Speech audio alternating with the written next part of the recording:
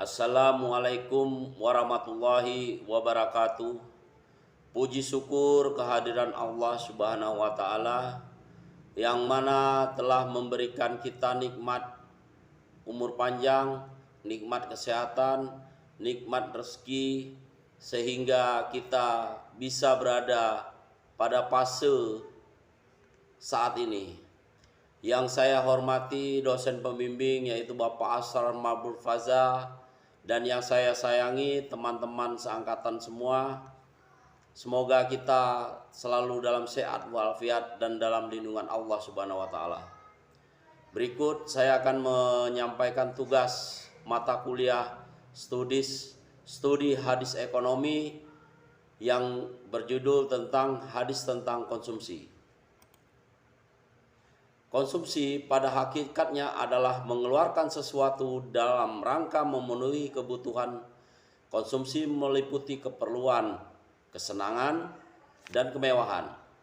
Kesenangan atau keindahan diperbolehkan asal tidak berlebihan, yaitu tidak melampaui batas. Dan yang tidak melampaui batas yang dibutuhkan oleh tubuh, dan tidak pula melampaui batas-batas makanan yang dihalalkan.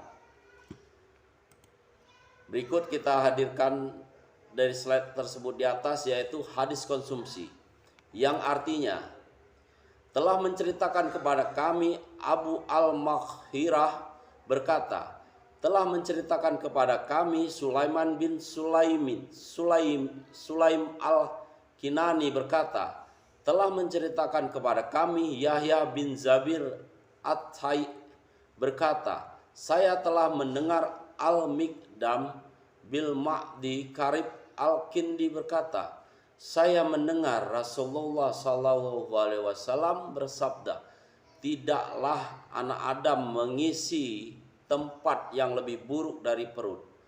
Cukuplah bagi anak Adam memakan beberapa suap yang dapat menegakkan tulang rusuknya.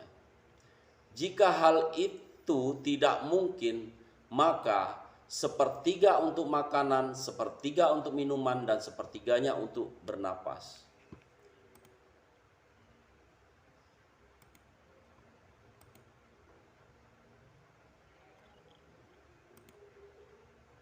Dari sanad di atas, sanad adalah jalannya matan, yaitu silsilah para perawi yang memindahkan atau meriwayatkan matan dari sumbernya yang pertama.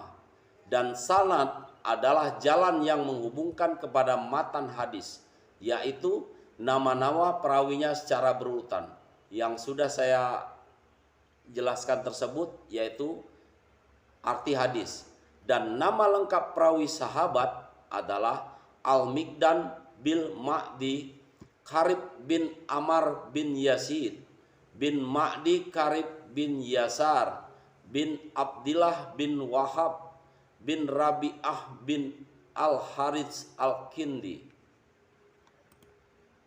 Matan secara terminologis adalah redaksi hadis yang menjadi unsur pendukung pengertiannya, redaksi ataupun isi hadis tersebut, yaitu tidaklah anak Adam mengisi tempat yang lebih buruk dari perut. Cukuplah bagi anak Adam memakan beberapa suap yang dapat menegakkan tulang rusuknya. Jika hal itu mungkin, maka sepertiga untuk makan, sepertiga untuk minum, dan sepertiga untuk bernapas. Itu tadi penjelasan dari matan secara terminologis, redaksi hadis, isi dari hadis tersebut. Berikutnya kita melihat riwayat hadis. Kata rawi atau ar-rawi berarti orang yang meriwayatkan atau memberikan hadis. Nakil al-hadis. Antara sanad dan rawi itu merupakan dua istilah yang tidak dipisahkan. Hadis di atas diriwayatkan oleh Tirmizi, Ibnu Majah, dan Ahmad. Berikutnya kita bahas tentang asbabul wurud ataupun sebab-sebab munculnya hadis. Asbabul wurud dari hadis di atas yaitu seperti tercantum dalam Al-Jami'ul Khabir Al-Aisyah, dia menceritakan ketika Rasulullah SAW memperlihatkanku makan 2 kali sehari, beliau bertanya, "Hai Aisyah, apakah engkau tidak menyukai kesibukan, yaitu hanya di malam hari engkau makan cuma sekali?" Hanya saja hadis di atas tidak sahih, dan bukanlah makan 2 kali sehari dipandang perbuatan berlebih-lebihan. Sesungguhnya menurut sunnah pada bulan Ramadan saja dianjurkan makan 2 kali, yaitu ketika berbuka puasa dan waktu sahur. Bahkan diperintahkan segera berbuka dan menunda makan sahur atau menjelang detik-detik waktu imsak.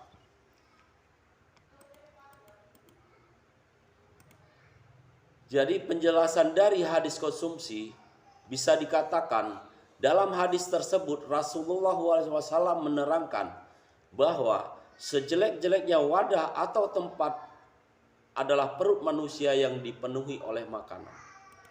Secara ekonomis, orang yang berlebih-lebihan dalam pola konsumsi makannya dianggap sebagai tindakan pemborosan. Artinya, secara ekonomi, sikap boros dalam konsumsi dapat dianggap juga sebagai perbuatan yang mubazir. Selain itu, makan terlalu berlebihan, pola makan yang terlalu berlebihan akan menimbulkan banyak sekali penyakit. Dan saya akan membuat rangkuman, saya akan menjelaskan rangkuman sedikit dari penjelasan di atas. Hadis ini menunjukkan bahwa ia merupakan kaidah umum dalam kesehatan terhadap konsumsi makanan. Sebagaimana dijelaskan bahwa ketika makan agar tidak terlalu berlebihan. Jika makanannya berlebihan, maka ia telah mengurangi tempat bagi air dan napas dalam perut. Hal ini karena sebagian besar penyakit terjadi karena konsumsi makanan yang berlebihan atau melebihi kebutuhan tubuh. Kemudian, jika manusia memenuhi perutnya dengan beragam makanan, akan timbul penyakit yang membutuhkan waktu lama untuk menyembuhkannya. Kita sebagai umat Islam perlu kiranya untuk meneladani Rasulullah SAW. Selain mendapatkan pahala, kita juga memperoleh hidup yang sehat dengan mempraktekkan makan tidak dengan berlebih-lebihan. Sebab hidup sehat merupakan dambaan semua orang. Apalagi dengan kesehatan kita selaku umat Islam dapat menambah kualitas ibadah kita kepada Allah Subhanahu wa taala. Demikian penjelasan saya tentang hadis konsumsi. Lebih dan kurang saya mohon maaf. Wabillahi taufik walhidayah. Assalamualaikum warahmatullahi wabarakatuh.